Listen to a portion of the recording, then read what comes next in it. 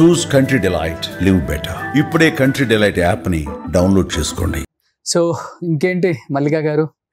So ఇక ఆయన legacy passion ఇవన్నీ అంటే నాన్నగారికి ఉన్న ఇది ఈ డెడికేషన్ అవన్నీ ఇంకా ఇంకా చేయాలనుకున్న ఆయన తపన తాపత్రయం ఇవన్నీ ఏమో అక్కడ తాగకూడదు ఆ జర్నీ. సో వాళ్ళ ఫ్యామిలీ నుంచి ఒక పర్సన్ వచ్చి మళ్ళీ లీడ్ తీసుకున్నారు అని చెప్పేసి. ఇలా మీకు ప్రొడ్యూస్ చేయడం ఇష్టమా? యాక్చువల్గా నేను యాక్టింగ్ సైడ్ అంటే నేను అనుకోలేదండి. ఇప్పుడు నేను మామూలుగా ఒక షార్ట్ ఫిల్మ్స్ అట్లా చేస్తూ ఒక యూట్యూబ్ ఛానల్ పెట్టి డాడీ పేరు మీద అలా స్టార్ట్ చేద్దాం అనుకున్నాను జర్నీ 22లో. సో అనుకోకుండా వీళ్ళు వచ్చారు, అప్రోచ్ అయ్యారు. వీళ్ళు అంతకుముందు నరేన్ వనపర్తి అని అతను ఒక మూవీ చేశాడు ఊరికి ఉత్తరాన అని 2019లో.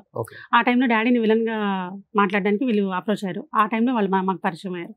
సో నాన్నగారికి అప్పుడు డేట్స్ కుదరలేదు, వాళ్ళు వేరే ఆర్టిస్ట్ని పెట్టుకొని చేస్తారు. వాళ్ళు మళ్ళీ 22లో నెక్స్ట్ మూవీ ప్లాన్ చేస్తూ మాకు విజయవాడలో వాళ్ళ eagles pizza brand ambassador, brand owner. So అది స్టార్ట్ చేస్తూ మమ్మల్ని ఇన్వైట్ చేయడానికి వచ్చారు. ఆ జర్నీ అలా అనుకోకుండా అన్ఎక్స్పెక్టెడ్గా మా ఇంటికి రావడం జరిగింది. సో షార్ట్ ఫిల్మ్ అప్పుడు నేను ఒక షార్ట్ ఫిల్మ్ చేస్తున్నాను 23లో. అంటే మనకు తెలిసిన ఈ ఫీల్డ్లో చాలా మంది రిలేటివ్స్ వాళ్ళు వీళ్ళు ఉన్నారండి. ఇంకా డైరెక్షన్ టీంలోకి వెళ్ళడానికి ఏడీలుగా చేస్తూ కోఆర్డినేటర్లుగా చేస్తూ కష్టపడుతున్నారు. డాడీని ఎంతో మంది అంకుల్ మాకు ఒక అవకాశం ఇవ్వండి, లేకపోతే ఒక షార్ట్ ఫిల్మ్ చేసే అవకాశం ఇవ్వండి, మిమ్మల్ని డైరెక్టర్స్ దగ్గర ప్రూవ్ చేసుకుంటాం, ఇట్లా చాలా మంది రిక్వెస్ట్ చేస్తూ అడుగుతూ ఉండేవాళ్ళు అని చెప్పేసి అడిగేవాళ్ళు. సో ఇది ఆ జర్నీలో ఇట్లా ఒక తెలిసిన అబ్బాయి అడిగితే అప్పుడు ఆర్మీ మీద ఒక షార్ట్ ఫిల్మ్. సో నాకు కూడా ప్యాషన్ ఉంది. 22లో మా చిన్న బాబుకి కూడా మెడిసిన్ సీట్ వచ్చేసింది.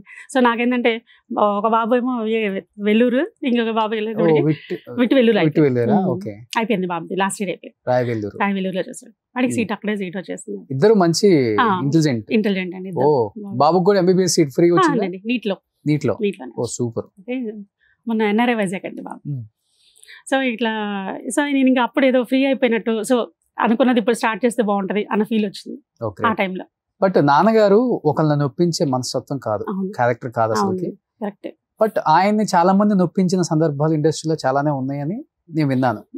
బట్ ఒకనొక టైంలో ఒక స్టేట్మెంట్ కూడా ఇచ్చారు, ఒక పెద్ద హీరోతో నేను మంచి అవకాశం వచ్చినా, పెద్ద క్యారెక్టర్ వచ్చినా, ఎంత రెమ్యునరేషన్ ఇచ్చినా నేను చెయ్యను, నాకు చేసే ఇష్టం లేదు, ఆ హీరోనే నచ్చడం ఒక స్టేట్మెంట్ ఇవ్వాల్సి వచ్చింది. నేను ఎందుకని? హీరో నచ్చకపోవడం కాదండి, అక్కడ కమ్యూనికేషన్ గ్యాప్ వచ్చింది షూట్ గురించి. ఆ రోజు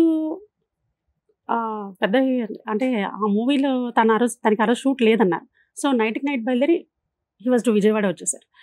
మార్నింగ్ విజయవాడ రీచ్ అవుతున్నప్పుడు సార్ మీరు ఎక్కడ ఉన్నారు, ఇప్పుడు సెట్స్కి రావాలన్నారు.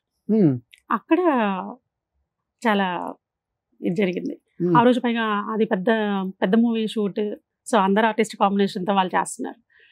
సో అప్పుడు నాన్నగారిని వేరే వాళ్ళతో రీప్లేస్ చేశారు. అప్పటికి ఒక 1 or 2 days చేశారు షూట్ అది. సో ఫారెన్ నుంచి ఎవరు ఆర్టిస్టులు వచ్చారు, ఫారినర్స్ని బట్టి. సో వాళ్ళు అనుకోకుండా ఆ రోజుతో వాళ్ళు ఫిక్స్ అయ్యారు. మీరు అంటే లేదని చెప్పినాక స్టార్ట్ అయ్యి వచ్చేస్తారు. క్యాన్సిల్ అయిందని చెప్పి లేదని చెప్పగానే ఆన్ అవుట్ కదా. నైట్ ఉందండి, ఇక్కడే ఉన్నారు, కూకట్పల్లి అండి, హౌసింగ్ బోర్డ్ అక్కడ ఉండేవాళ్ళు. అంటే యాక్చువల్ డిస్పోజ్ చేస్తారు, అందుకోసం హోటల్లో ఉండరు, హోటల్స్ అసలు ఉండండి, ఇంట్లోనే ఉండేవాళ్ళు. ఇంటి నుండే వచ్చేసాడు. అక్కడ నుంచి కార్లో వచ్చేస్తారు. అక్కడ నుంచి కార్లో ఏం కార్ వాడతారు నాన్నగారు? మహీంద్రా వాళ్ళే వాడతారు బేసిక్ ఫస్ట్ నుంచి. బోలెరో, స్కార్పియోలో కొత్త వర్షన్ వస్తే మళ్ళీ స్కార్పియోనే తీసుకుంటారు. ఆ తర్వాత లాస్ట్ 5-6 years నుంచి జైలో ఏంటంటే ఆయనకి సీటింగ్ కంఫర్ట్ చూసుకునేవాళ్ళు. ఆయన హైట్ కి పర్సనాలిటీ సెంటర్ సీట్ లో కొంచెం ఫ్రీ మూమెంట్ ఉండాలి. ఇక ఎంత పెద్దగా వచ్చినా కూడా అసలు ఏవి ఒప్పుకునేవాళ్ళు కదా. సఫారీ ఎన్ని సజెస్ట్ చేసినా కూడా ఏవి. జైలో కూడా మళ్ళీ కొత్త వర్షన్ వస్తే అదే తీసుకున్నారు 2018లో 17లో మళ్ళా. సో అలా ఇంకా వెళ్ళిన అతను రమ్మన్నారని హట్ అయ్యారు అంతే. ఎప్పుడండి హట్ అంటే ఇంకా వెంటనే రీప్లేస్ చేశారని తెలిసిపోయింది. ఆ రోజు ఈవినింగ్ మళ్ళీ నెక్స్ట్ ఫ్లైట్ కి వెళ్ళిపోదాం అనుకున్నారు. సో ఆ రోజు తన క్యారెక్టర్ వేరే వాళ్ళు రీప్లేస్ చేయడం జరిగింది. సో వేరే ఏమీ లేదు. ఆ హీరోతో అంటే నాకు తర్వాత చేశారు లేదో తెలియదండి. బట్ అసలు హీరోతో ఇష్టం లేదు అన్న ఈ వర్షన్ అసలు లేదండి.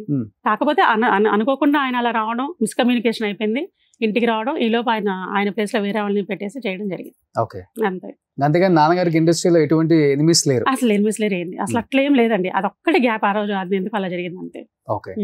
నాన్న బాగా ఇష్టపడే లేడీ ఆర్టిస్టులు ఎవరు నాన్నగారు? సౌందర్య అంటే హీరోయిన్స్ లో అయితే ఫస్ట్ లో వేసేటప్పుడు సావిత్రి గారు, అంటే ఓల్డ్ ఆర్టిస్టులు వాళ్ళకి ఫ్యాన్స్. జమున గారు, సావిత్రి గారు, ఎస్వి రంగారావు గారు, అప్పట్లో రామారావు గారు, నాగేశ్వర గారు, వీళ్ళు బాగా చూసేవాళ్ళు మూవీస్.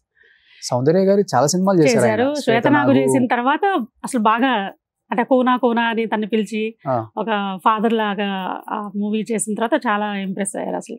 అంటే ఆ అమ్మాయి కూడా అంత డౌన్ టు అదే లాస్ట్ మూవీ అమ్మాయికి కూడా 100th మూవీ అదే 100th మూవీ అది. అవును ఆ తర్వాత ఇన్సిడెంట్ జరిగింది. అవును. కరెక్ట్. సో సౌందర్య బాగా ఇష్టం. ఓకే. అంటే చాలా ఉన్న వాళ్ళల్లో రియాలిటీకి దగ్గరగా అంటే తన ఎక్స్ప్రెషన్స్ కానీ వే ఆఫ్ యాక్టింగ్ కానీ అంతా చేశారు. ఆమెతో జై మందిర చేశారు. అది దాంట్లో నంది అవార్డు వచ్చింది. అవును. ఫస్ట్ మూవీ 2002 అది. సో ఆల్మోస్ట్ నాన్నగారు ఒక 500 సినిమాలు చేసి ఉంటారా? చేశారండి దగ్గర. ఇంకా 300+. 300 అంటే పాతవి అవి ఇవి కలుపుకొని మేబీ అవ్వచ్చు. 500 అవ్వచ్చు కానీ 300+ అయితే డెఫినెట్. Okay, super. సో గొప్ప నటుడు కడుపున పుట్టారు, ఆయన పేరు నిలబెడతారని మేమందరం అనుకుంటున్నాం మల్లిక గారు. సో డెఫినెట్ గా మీరు ప్రొడ్యూస్ చేస్తున్నారు ఆల్రెడీ. ఇప్పుడు ఆల్రెడీ ఒక మూవీ జరుగుతుంది. ఒక మూవీ మన ప్రమోషన్స్ కూడా వచ్చారు ఇక్కడ ఛానల్ కి. సో రిలీజ్ అయిపోయింది. సో నాన్నగారు కష్టపడి చెమట వచ్చి రూపాయి పోగు చేసి సంపాదించిన డబ్బు కాబట్టి. సో ఇండస్ట్రీ అంటే మీకు తెలిసింది, నేను చెప్పనక్కర్లేదు. ఫస్ట్ నుంచి నాతో పాటు ఇండస్ట్రీలో తిరిగారు కాబట్టి మనుషులు ఎలా ఉంటారు, వాళ్ళ క్యారెక్టర్స్ ఎలా ఉంటాయి, వాళ్ళ రియల్ షేడ్స్ ఎలా ఉంటాయి, సో ఇవన్నీ మీరు చూశారు కాబట్టి జాగ్రత్తగా ఆచితూచి అడిగేయాలని. ఎటువంటి బ్యాక్గ్రౌండ్ లేదు కాబట్టి ఇండస్ట్రీలో మీకు యాజ్ ఎ బ్రదర్గా నేను సజెషన్ ఇస్తున్నానండి. అండ్ మీకు యాజ్ ఎ ఆర్టిస్ట్గా ఇంట్రెస్ట్ ఉంది కాబట్టి డైరెక్టర్స్ అండ్ ప్రొడ్యూసర్స్ మన జయప్రకాష్ రెడ్డి గారి అమ్మాయి మంచి అమ్మ క్యారెక్టర్స్కి, అక్క క్యారెక్టర్స్కి చాలా బాగా సూట్ అవుతారు. అండ్ చెప్పారు కదా, ఒక డైలాగ్ కూడా చెప్పారు అమ్మ వాళ్ళ ఫాదర్ది. సో డెఫినెట్గా ఇండస్ట్రీ కూడా మిమ్మల్ని ఎంకరేజ్ చేస్తుంది. అండ్ నాన్నగారిని ఎంకరేజ్ చేశారు కాబట్టి ఏ బ్యాక్గ్రౌండ్ లేకపోయినా కానీ ఇన్ని సినిమాలు తీయగలిగారు. సో మన ఇండస్ట్రీ ఒకసారి దగ్గరకు తీసుకుందంటే టాలెంట్ అనేది అది చాలా ఇంపార్టెంట్. డెఫినెట్ గా మంచి సినిమాలు చేయాలండి అండ్ మంచి మూవీస్ ప్రొడ్యూస్ చేయాలని మనస్ఫూర్తిగా కోరుకుంటున్నాను. థ్యాంక్ యూ సో మచ్ మల్లిక గారు. సుమన్ టీవీలో మీ పర్సనల్ అండ్ బిజినెస్ ప్రమోషన్స్ కోసం కింది నెంబర్కి కాంటాక్ట్ చేయండి.